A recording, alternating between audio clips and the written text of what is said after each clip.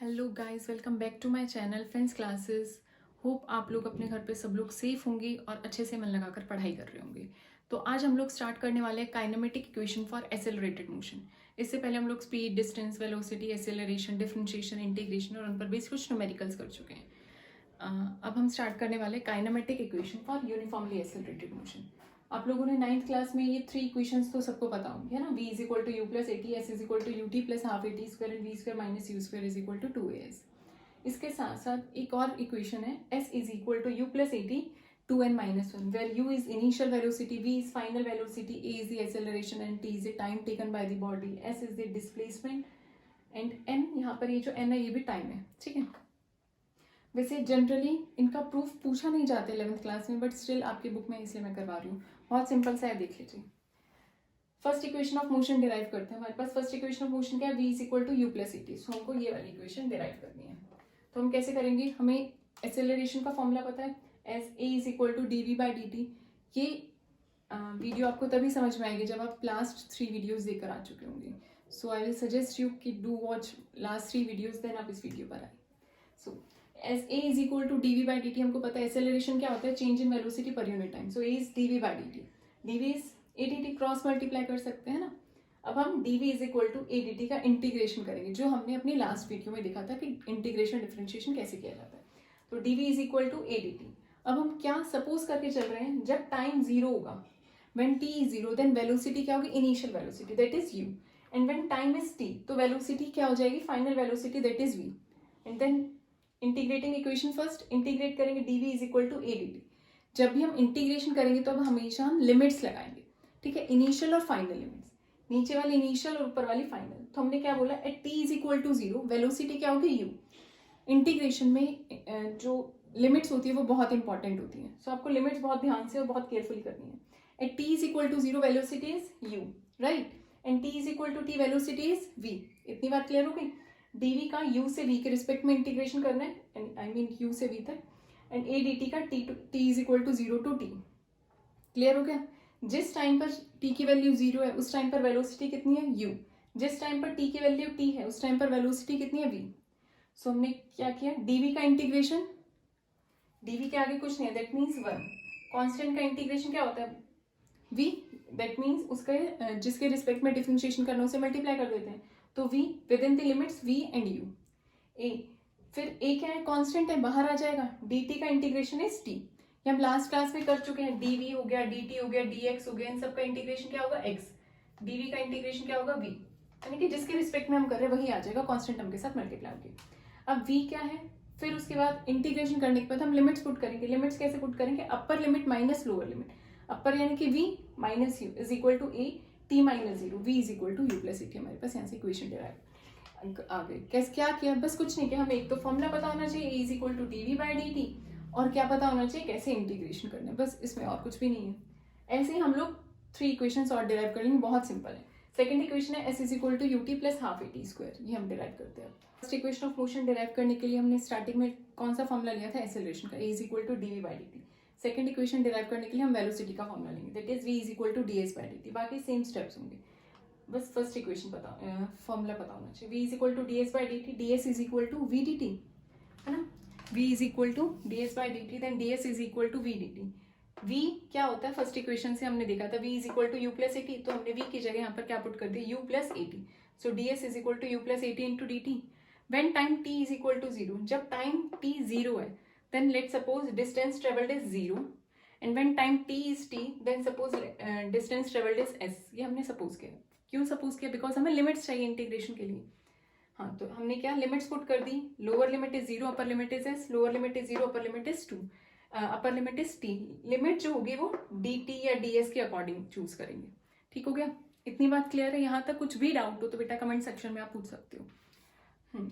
So next is, इसके बाद क्या होगा हमारे पास, इंटीग्रेट कर दिया, ds का इंटीग्रेशन इज s, और लिमिट्स क्या होंगी 0 to s, and u dt, integration u dt का इंटीग्रेशन क्या होगा, u क्या होगा कांस्टेंट बाहर, एंड dt का इंटीग्रेशन इज t, तो यहाँ पर क्या आ जाएगा ut प्लस हाफ, यानी कि a t dt का integration is t square by 2। Integration का क्या फॉर्मूला होता है, अगर मुझे किसी का भी इंटीग्रेशन करना हो, सपोज x की पावर n dx है, इसका इंटीग्रेशन करना है तो फॉर्मूला क्या होगा x n plus one upon n plus one, वही फॉर्मूला मैं यहाँ पर यूज कर रही हूँ। ए टी का इंटीग्रेशन यानी t की पावर 1 प्लस वन, टी की पावर 2 अपॉन 2, तो हमारे पास ये फॉर्मूला आ जाए। फिर हम क्या करेंगे, lower upper limit minus lower limit यानी कि s minus zero is equal to u t minus zero plus 8/2 t square minus zero. ये सिंपल मैथमेटिक्स है, डिफरेंशिएशन इंटीग्रेशन आना चाहिए। इंटीग्रेशन का सिर्फ ये फॉर्मूला लर्न कर लो, मोस्ट ऑफ द क्वेश्चंस आपके हो जाएंगे। बस कांस्टेंट टर्म का इंटीग्रेशन जो होगा वो जिसके साथ भी वो मल्टीप्लाई हो उसको, जैसे 4 dx इज लेट सपोज, तो इसका इंटीग्रेशन क्या हो जाएगा 4 इंटू एक्स।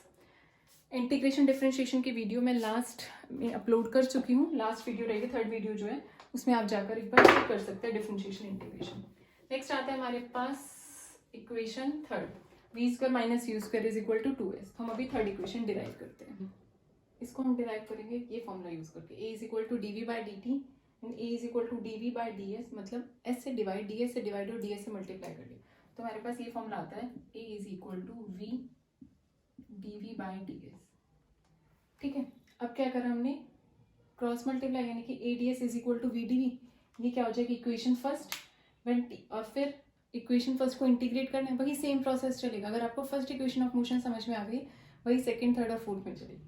पहले कोई फॉर्मूला यूज कर रहे हैं, उसके बाद उस फॉर्मूले को इंटीग्रेट कर रहे हैं। विद इन द लिमिट्स के लिए हम क्या कर रहे हैं, t is equal to zero, velocity is u and distance is zero, and when t is equal to t then velocity is v and distance is s। तो start integrating a ds is equal to v dv, integrating equation first, integration of a ds within the limit 0 to s is equal to v dv within the limit 0 to v. That means at t is equal to 0 distance is 0, at t is equal to 0 velocity is u, at t is equal to t velocity is v and distance is s. So a ds का क्या formula हो जाएगा, a ds का integration is s, as is equal to v का integration, v dv का integration x n plus one upon n plus one v square by 2। So cross multiply करते हैं तो v square minus u square is equal to 2s। ये हमारे पास आ गई third equation of motion. Clear हो गया। अब आते हैं हमारे पास fourth equation, that is s is equal to u plus a by two 2n minus one. And point to be noted is ये चारों इक्वेशन तभी वैलिड होंगी जब एसेलरेशन कैसा होगा, यूनिफॉर्मली एसेलरेटेड मोशन के लिए ये 4 इक्वेशंस वैलिड रहेंगी। तो अभी हम पहले फोर्थ इक्वेशन डिराइव करते हैं। इक्वेशन ऑफ मोशन रहेगी s is equal to u plus a by two 2n minus one, इसको डिराइव करें। So s v is equal to d s by d t, हम वही v और acceleration, velocity और acceleration के फॉर्मूले use कर रहे हैं to derive these 4 equation of motion. So v is equal to ds by dt, then ds is v dt, right? अब फर्स्ट इक्वेशन ऑफ मोशन हमने क्या देखा था, v is equal to u plus at, यही चीज हमने second में की थी, यहाँ तक सेम था सेकंड इक्वेशन ऑफ मोशन, है ना। अब एक इक्वेशन ऑफ मोशन क्लियर होगी तो सब हो जाएंगे। फिर उसके बाद सेम प्रोसेस क्या करेंगे, लिमिट्स लगाएंगे। When t is n minus one, क्यों ले रहे हैं हम n minus वन या n, बिकॉज हमको फॉर्मूले में ये चाहिए, ठीक है। तो जब टाइम n minus वन होगा तो डिस्टेंस क्या होगा, sn minus वन, ये चीजें हम सपोज कर रहे हैं। And when n is equal to t is equal to n second, then distance is s to the sn. So integrating equation first, ds का integration within the limit sn minus 1 to sn, u मैंने इनको पहले split कर दिया, u dt plus at into dt within the limit n minus 1 to n minus 1 to n। ठीक हो गया। फिर क्या किया हमने, इंटीग्रेट कर दिया, ds का इंटीग्रेशन करेंगे s within the limit sn to sn minus 1 is equal to u dt का t n minus 1 to n plus at का at square by 2 n minus 1 to n। Clear हो गया इतना। फिर हमने लिमिट्स पुट कर दिए, sn minus 1 is equal to u, t का t में लिमिट्स n minus 1, ये माइनस है तो n प्लस 1 हो जाएगा। सिंपल मैथ से इतना कर लो क्या, ये a 2 हमने कॉमन ले लिया, बाहर कर दिए 2 को, और t स्क्वायर का हमने लिमिट्स पुट कर दी, t स्क्वायर n और n minus 1 का, तो n square minus n minus 1 का whole square, a minus b का whole square is a square plus b square minus 2ab, that is n square plus 1 minus 2n। Values put करेंगे तो हमारे पास ये equation आ जाएगी, ठीक है। आपको ये 4 इक्वेशंस पता होनी चाहिए। और मोस्ट इंपॉर्टेंट इज ये इक्वेशंस कब वैलिड होंगी, जब यूनिफॉर्म एक्सेलरेशन होगा। इसके साथ साथ एक फॉर्मूला और आता है, वो फॉर्मूला है s n is equal to s n minus s n minus. ये फॉर्मूला भी आपको बहुत यूज है। अगर आपसे पूछा जाए the distance in 4th second, distance travelled by the particle in 4th second, तो क्या करोगी, s 4th सेकंड में निकालना है आपको, तो s4 माइनस S3। ये फॉर्मूला बहुत इंपॉर्टेंट है और ये वाला फॉर्मूला जो रहेगा हमेशा वैलिड रहेगा। इसमें एक्सेलरेशन कांस्टेंट होना ऐसा कुछ कंपलसरी नहीं है। This formula is valid in all the conditions, but ये वाले फॉर्मूले जो होंगी 4 फॉर्मूलाज ये वैलिड होंगे only when acceleration is constant. तो ये आपको फॉर्मूला ध्यान से पुट करना है। ये लर्न कर लेना formula SNF is equal to SN minus SN minus 1। ठीक है, तो S4 हम निकालेंगे, S5 निकालेंगे तो S5 माइनस S4, S6 निकालेंगे तो S6 minus S5। That means हमको डिस्टेंस निकालना पार्टिकल का in the 4 second, after 3rd second, after 5th second. तो हम ये वाला फॉर्मूला अप्लाई कर सकते हैं। इस पर बेस में आपको एक दो न्यूमेरिकल्स करवा दूंगी जिससे और चीज़ें क्लियर हो जाएंगी। अब इन पर बेस न्यूमेरिकल्स करने से पहले हम लोग एक टॉपिक और कर लेते हैं, फिर इन दोनों के न्यूमेरिकल्स कंबाइन करके बना लेंगे। So next topic is motion under gravity. That means किसी बॉडी का मोशन हो रहा है ग्रेविटी के अकॉर्डिंग। तो इसमें फर्स्ट एक टर्म आती है फ्री फॉल। फ्री फॉल क्या होता है? जब किसी भी बॉडी को रिलीज किया जाता है फ्रॉम अ हाइट। सपोज मैं इस पेन को रिलीज कर रही हूँ हाइट से या फिर ऊपर की तरफ फेंक रही हूँ, तब ये नीचे की तरफ आ रहा है। जब इस पेन पर सिर्फ और सिर्फ ग्रेविटेशन का फोर्स लग रहा हो, सिर्फ और सिर्फ ग्रेविटी का फोर्स लग रहा हो, then this motion of pen is in the free fall motion. अगर इस पेन पर ग्रेविटी के अलावा कोई और भी फोर्स लग रहा है, मैं नीचे की तरफ फेंक रही हूँ और ग्रेविटी के साथ साथ कोई और फोर्स लग रहा है, then this motion is not in free fall motion. तो फ्री फॉल कब होगा? जब किसी बॉडी को रिलीज किया जाएगा एंड बॉडी पर सिर्फ और सिर्फ ग्रेविटी का फोर्स लगेगा, that is called free fall. A body release near the surface of earth and is accelerated downward under the influence of force of gravity. एक बॉडी को रिलीज किया near the surface of earth और वो accelerate हो रही downward near the surface of earth because of force of gravity. In the absence of air resistance के absence में सिर्फ ग्रेविटेशनल फोर्स इस बॉडी पर लग रहा है and this motion is called free fall. ठीक है, और एक्सेलरेशन, जिस एक्सेलरेशन से बॉडी नीचे की तरफ आ रही है उस एक्सेलरेशन को क्या बोलते हैं? Acceleration due to gravity and its value is 9.8 metre per second square. अब मोशन अंडर ग्रेविटी में बस इतना ही है, फ्री फॉल हमें पता होना चाहिए। इसमें कुछ न्यूमेरिकल्स आते हैं, उन न्यूमेरिकल्स के लिए कुछ साइन कन्वेंशन की जरूरत पड़ती है। Sign convention in the sense कब हमें पॉजिटिव लेने हैं, कब हमें नेगेटिव लेना है। तो हमने सपोज कर लिया, सिचुएशंस को थोड़ा इजी बनाने के लिए सपोज किया है, परमानेंट नहीं, हमने खुद अपनी मर्जी से ये चीज सपोज किया। क्या कि जब कोई बॉडी ऊपर की तरफ जा रही होगी तब उस पर लगने वाले जो भी टर्म्स होंगे, initial velocity, final velocity, distance, displacement, ये सब चीजें क्या होंगी? पॉजिटिव, जब ऊपर की तरफ जा रही। और जब नीचे की तरफ जा रही है तो हमने वो चीजें नेगेटिव ले ली। आप इसे रिवर्स भी कर सकते हो, ऊपर वाली को नेगेटिव ले लो, नीचे वाले को पॉजिटिव ले लो। मीन्स नेगेटिव और पॉजिटिव साइन सिर्फ डायरेक्शन बता रहे हैं, आप कुछ भी मान सकते हो।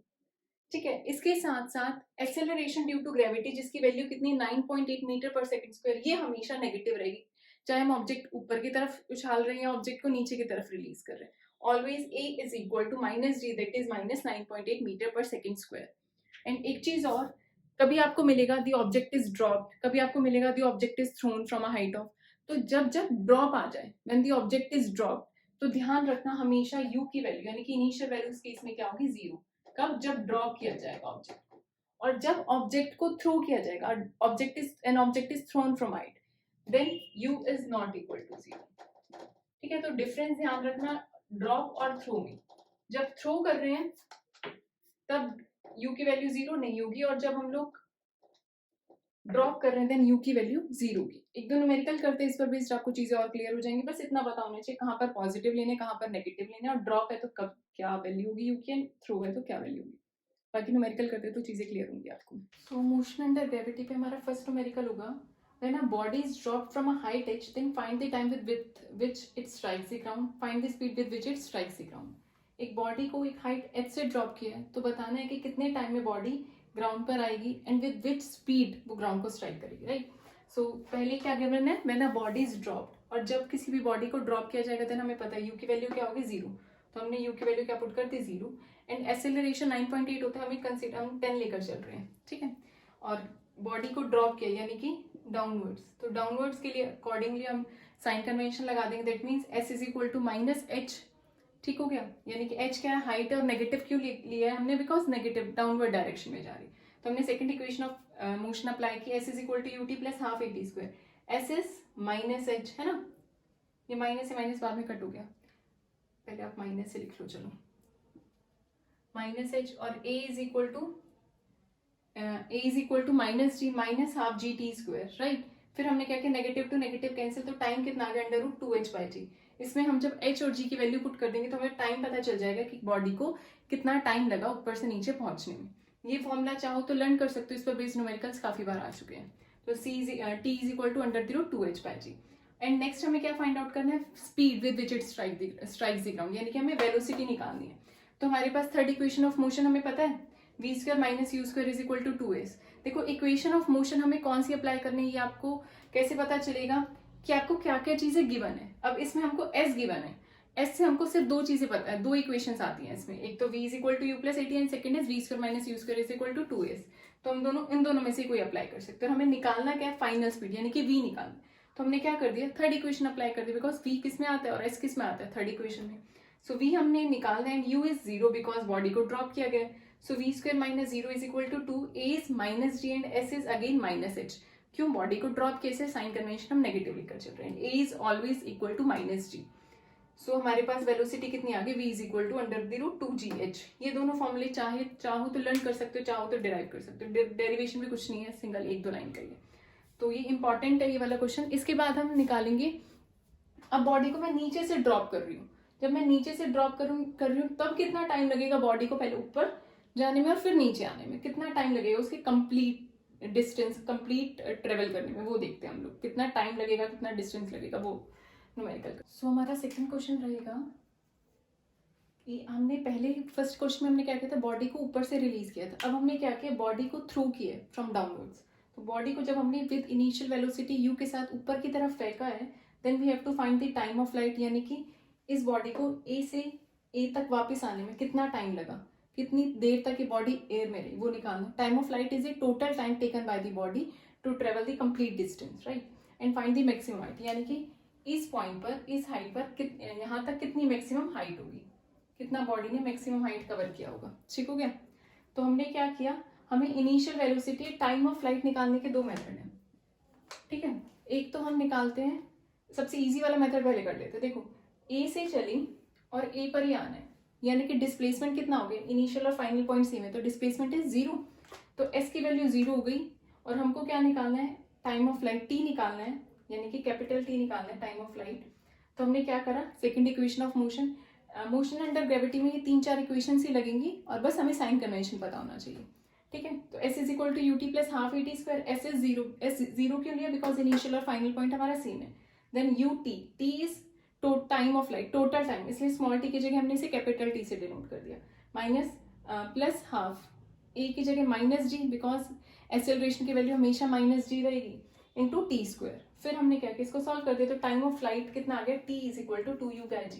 अगेन ये चाहो तो लर्न कर सकते हो, t is equal to 2u/g। जब किसी बॉडी को नीचे से ऊपर की तरफ फेंकेंगे और वो बॉडी ऊपर से वापस नीचे की तरफ आएगी, समझ रहे हो ना, कंप्लीट पार्ट ट्रेवल, तो उसमें कितना टाइम लगेगा, 2u/g। और नेक्स्ट इसकी जगह हम और दूसरा मेथड अप्लाई कर सकते हैं कि पहले बॉडी a से b पर गई, तो पहले हमने अपवर्ड्स, है ना, ऊपर की तरफ जब मोशन हो रहा है उसके अकॉर्डिंग इक्वेशन लगाई, v is equal to u + 80, ऊपर की तरफ मोशन हो रहा है, एक मैक्सिमम हाइट पर जाकर, फाइनल वेलोसिटी हमको पता है, मैक्सिमम हाइट पे जाके एक पॉइंट पर बॉडी रुकती है और फिर वो नीचे आती है, तो मैक्सिमम हाइट पे फाइनल वेलोसिटी कितनी हो जाएगी, 0। तो v की जगह हमने 0 पुट कर दिया, u तो u है ही सही, and a is -g and t, तो हमारे पास t क्या आ गया, u/g यानी कि नीचे से ऊपर जाने में u/g टाइम लगा। And time of ascent is always equal to time of descent, therefore जितना टाइम ऊपर से नीचे जाने में लगा, यानी कि u/g उतना ही नीचे से ऊपर आने में लगेगा, अगेन u/g, तो टोटल टाइम ऑफ फ्लाइट या टाइम ऑफ फ्लाइट कितना हो जाएगा, 2u/g। ये चीज लर्न कर सकते हो, ठीक हो गया। अब नेक्स्ट क्या निकालना है, मैक्सिमम हाइट। मैक्सिमम हाइट निकालनी है, यानी कि बॉडी ने कहाँ तक कितना डिस्टेंस ट्रेवल किया, जब नीचे से बॉडी को ऊपर तक फेंका तो किस हाइट पर जाकर वो बॉडी रुकी, यानी कि मैक्सिमम हाइट पर अगेन वही v इक्वल टू 0। फिर third equation v² - u² is equal to 2gh, और फिर हमारे पास कितना आ जाएगा, h मैक्सिमम इज u²/2g। ठीक है, फर्स्ट दो चीजें इस इक्वेशन से, इस क्वेश्चन से हमको लर्न करनी है, एक तो time of flight that is 2u/g and maximum height is u²/2g। इसके साथ साथ हमने वेलोसिटी देखी थी, वो कितनी थी, √2gh, है ना, और टाइम देखा था, टाइम कितना था, 2u/g। ये चीजें हमने पिछले वाले क्वेश्चन में देखी थी, तो ये आप 3-4 चीजें लर्न कर सकते हो। ये मोशन अंडर ग्रेविटी के 1-2 क्वेश्चन थे, और क्वेश्चंस इसी बेसिस पर आपके बहुत इजीली सॉल्व हो जाएंगे। बस आपको क्या पता होना चाहिए कि बॉडी का मोशन कैसा है और हमें कौन सी इक्वेशन लगानी है विद साइन कन्वेंशन।